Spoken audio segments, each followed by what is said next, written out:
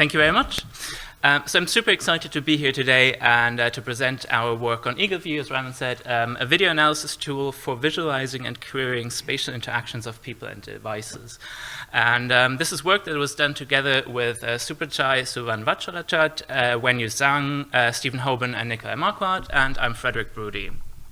So when we as researchers in interactive surfaces and spaces, and even more generally in the HCI community, conduct research in a lab or deploy something in the wild, we often take video recordings. We use these recordings then to understand and evaluate the interactions with our system. However, the analysis of that recorded video material is quite a tedious and labor-intensive task, and it requires us to iteratively review the raw video and identify relevant tags and codes in the footage.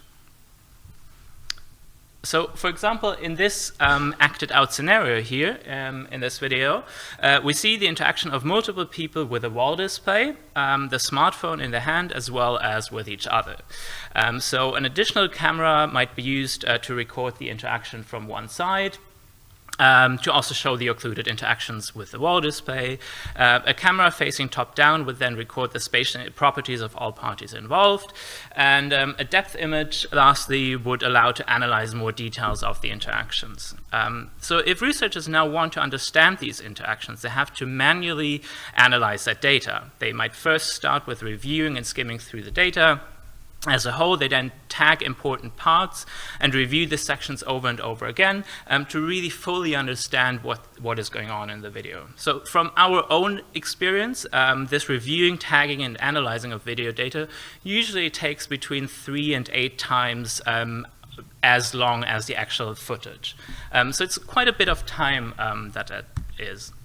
And there are several commercials and research tools that help with the viewing and tagging of the video. For example, here the commercial tool NVivo or the freely available Chronovis. However, these tools mostly focus on enabling the viewing, the annotating, and the tagging and the transcription of the videos, but not the actual interaction analysis of spatial properties.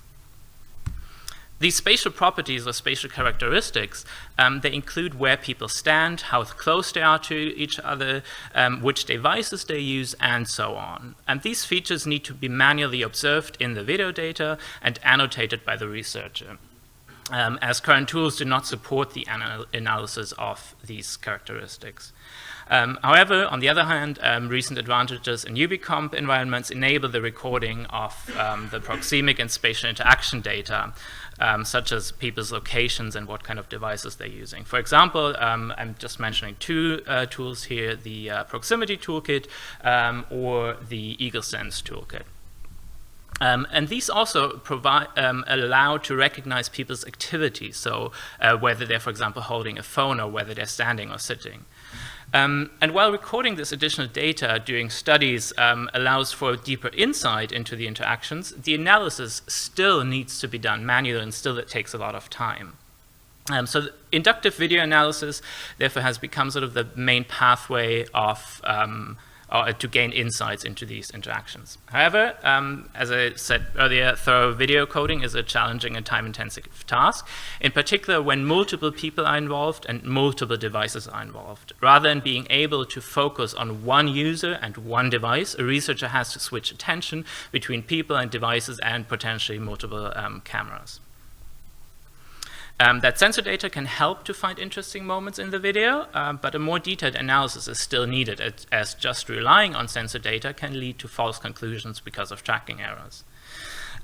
Some specialized tools support researchers in visualizing this video recording.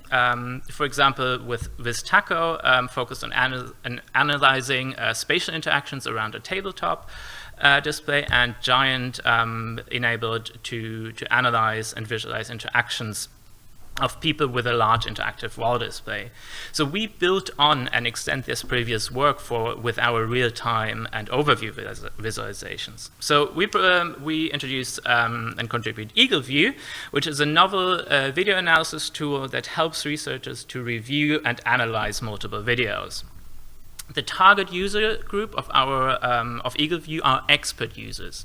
So this is in the first instance researchers in HCI that conduct an analysis of multi-user and multi-device scenarios, but also in general more other researchers outside the HCI community who are analyzing video and people's interactions in those. So EagleView provides a querying interface, real-time visualizations, and multiple overview visualizations of the interactions through a web-based interview. I'm now going to show you what that looks like. So this is what the interface generally looks like. EagleView is an entirely web-based system. It has a tabbed user interface with, on the top you see the two tabs with visualizations on one tab and the search queries on the other. It enables to import multiple videos together with the aforementioned accompanying data stream. The data stream contains information about people's location, their orientation, and so on. And it's important to know that this data stream is recorded with third-party tools, as I mentioned earlier, such as the Proximity Toolkit or EagleSense. So in the first instance, EagleView allows to gain insights into what is happening in the video through real-time visualizations during the playback of video. Annotations can be added, just like in traditional video analysis tools, which then appear in the annotation timeline. On the right-hand side, we have overview visualizations that give a summary over a period of time. And it also allows to create search queries on the tracking data through an easy-to-use visual query interface. And just to give you two examples of what such a query might be like, for example, when are participants closer than 1 meter to each other, or when are people pointing at a large display? The search results are then shown in the query result timeline at the very bottom. I'll now go into a bit more details for each of these parts, and I'll start with the real-time visualizations, which show visualizations during playback. So the real-time visualizations, as I said, they show the tracking data that has been recorded or visualize the tracking data.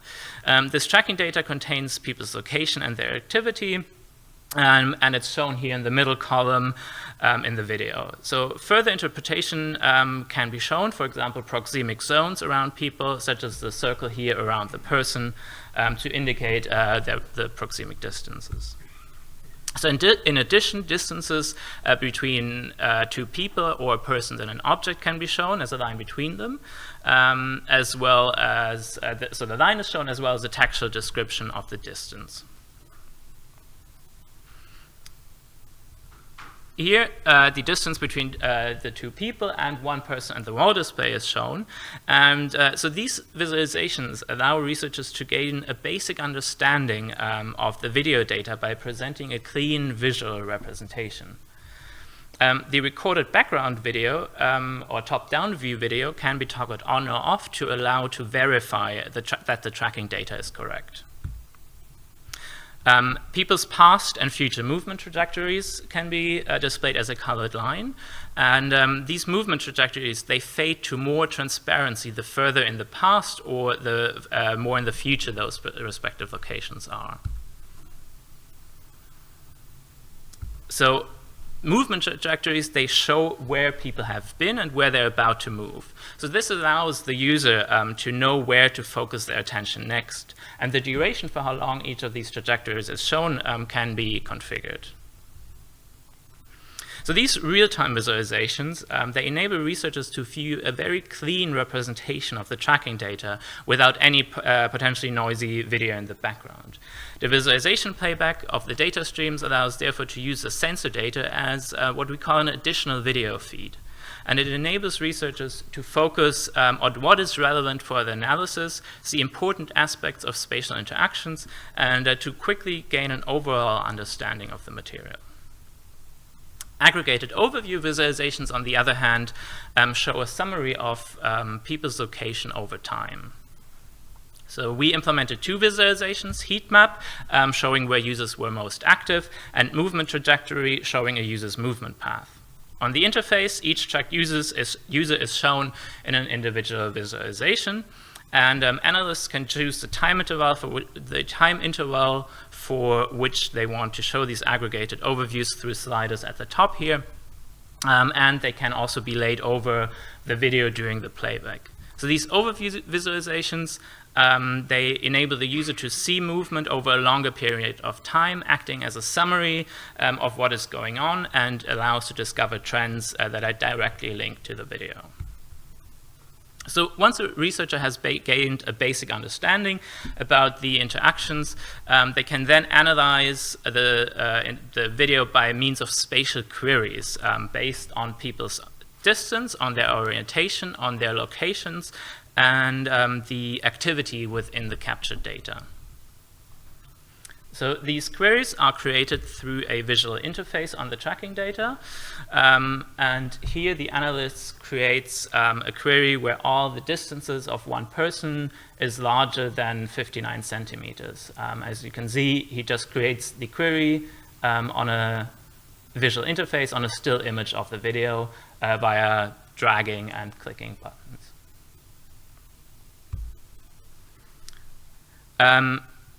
Here, the analyst creates a search query that finds all the instances where a person is facing a particular direction, again by adjusting a visual interface.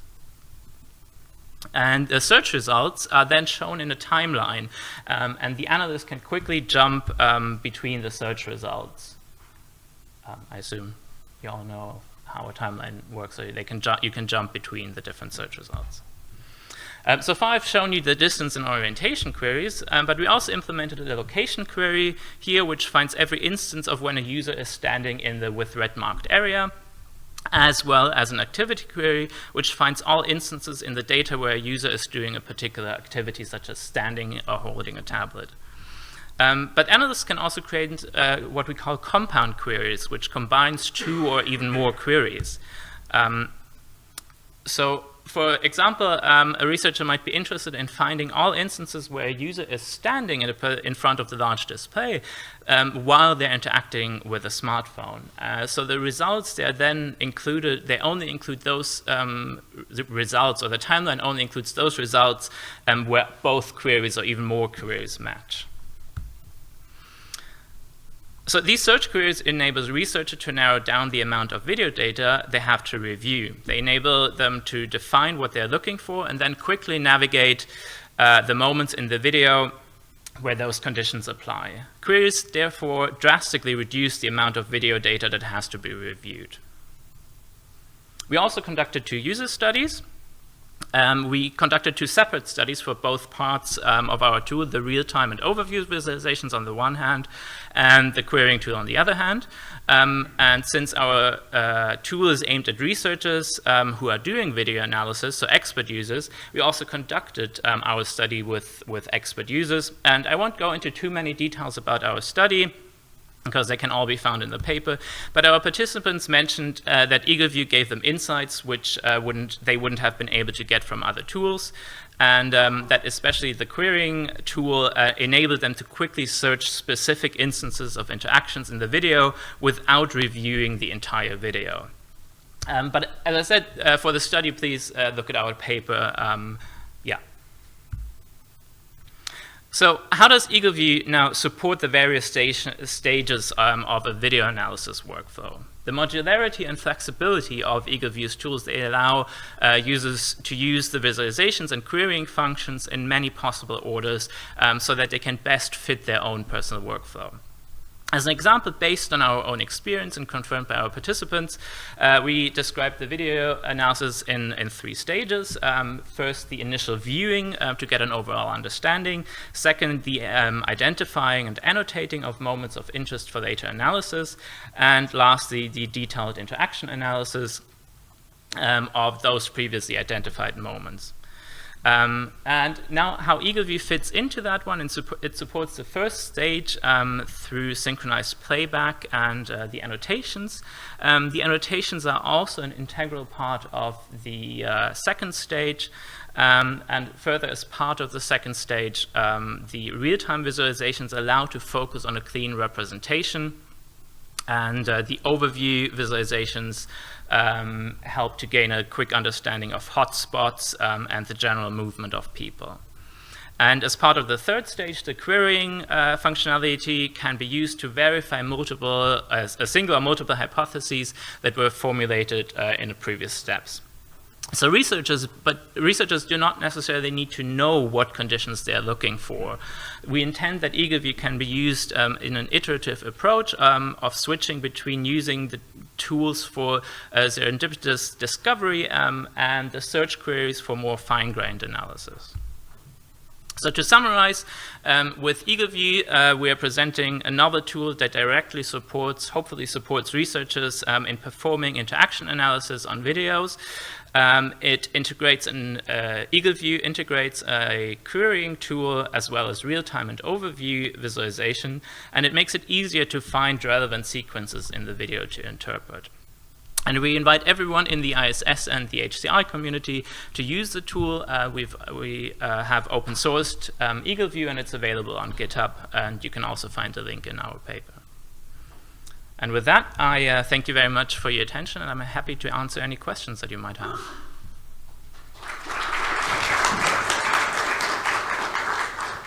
Yeah, thanks a lot, Frederik, and it's a great talk. So are there questions? Yes, please. Hi, Kaylee MacArthur, University of Waterloo. I can't wait to use this tool because in my case I have videos with a large number of participants, and I think this could really speed up that process. So I was wondering, are there any limitations on the number of people that you can set up queries for at a time, or the number of queries per person? Theoretically, there shouldn't be any limitations. However, to use it with existing video material, that is currently not supported. As I mentioned, you have to record that data stream as well, and that you have to record either with Proximity Toolkit or any other, for example, Kinect-based systems. But in theory, there's no limitation on how many people you can query for or how many queries you can combine. Yeah. Thank you. Hi. Juliette Rambourg from Houston Methodist Hospital and the French University of Civil Aviation. Thank you very much for your talk and the extensive work. I was wondering, would you see an application for team training? I'm thinking about team training debriefing with the team, and also team performance assessment, because it's actually a big deal. For instance, in operating rooms, and you try to assess the performance of the team. Are these people ready to get in the operating theater? Automatic tools to assess if the performance was right, and actually they are really interested in seeing how people move relatively to each other and what they perform. Yeah. To answer your first question, no, I have not thought about that, but it sounds like a very interesting application, and I would love to chat with you about it. I think the tool can be helpful in that situation, but for example, with operations rooms, I have no experience, so I don't know what someone might look for in there, but I would love to have a chat about it. Hi, Michael Kipp from Augsburg University of Applied Sciences. Thank you for your talk. I was wondering, I'm aware of the fact that this is for manual annotation and analysis. Is there any, are you thinking about automatically detecting interesting events or patterns, clusters of certain activities? Because that's what you do kind of qualitatively afterwards, but you could do it more quantitatively? So we didn't integrate any automatic analysis or like finding of clusters when people cluster around. You still have to look at the data manually, but we think that, for example, the heat map visualization might help you with identifying those clusters. So you can also adjust the time span of when that heat map, or of which time period a heat map should be created. And so by adjusting that and moving it around a bit, maybe that helps you. But we don't have at the moment any machine learning or anything integrated. But you're welcome to extend the tool. Okay, thank you. All right, and while our next speaker is setting up already, I have a quick question to you. So thanks a lot. It's really great and interesting work. And I especially like your query feature, because this is really something useful.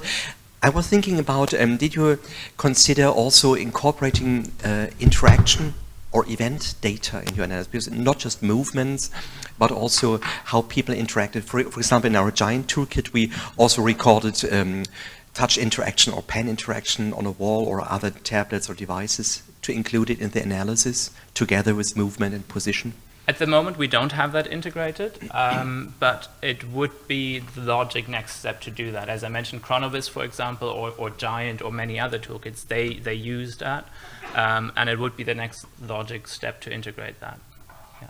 All right, so let's thank